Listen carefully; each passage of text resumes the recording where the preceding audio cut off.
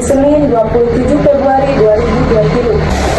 Perguruan luhur nyaeta jenjang atikan sanggeus atikan anu menengah anu ngawangku program diploma, sarjana, magister, spesialis jeung dokter nu diayakeun ku perguruan luhur.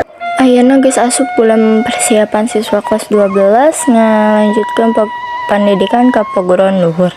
Contohna siswa-siswi sama hiji Majalaya. Tatahar anu dilakukan diantarana ngumpulkeun dokumen yang keperluan seleksi keur asup ka perguruan luhur, portofolio jeung nyiapkeun mental keur asup ka perguruan luhur.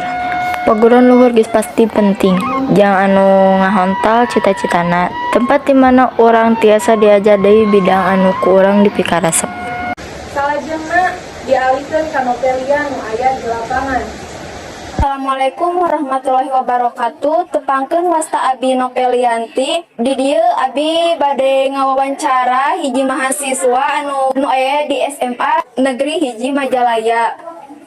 Satta acana Abi bade ngahatur nuhunkeun kari Karapika nu tos aya di studio. Satta acana akan tiasa nepakeun wastana.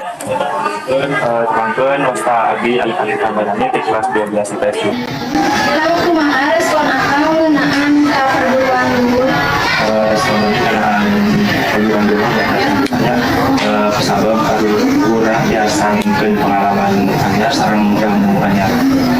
Jurusan anu ku akang direncanakeun di dina eta perguruan luhur. Ilmu komunikasi di manajemen.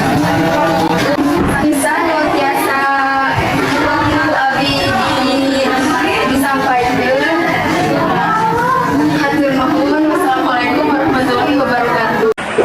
Pamiarsa, warta dinten ayeuna dicekapkeun dugi dieu sim kuring pun Rika Rapika ngawakilan Ekoswan TV. Amit undur diri, hapunten samudaya kalepatan. Wassalamualaikum warahmatullahi wabarakatuh. Hurip Sunda.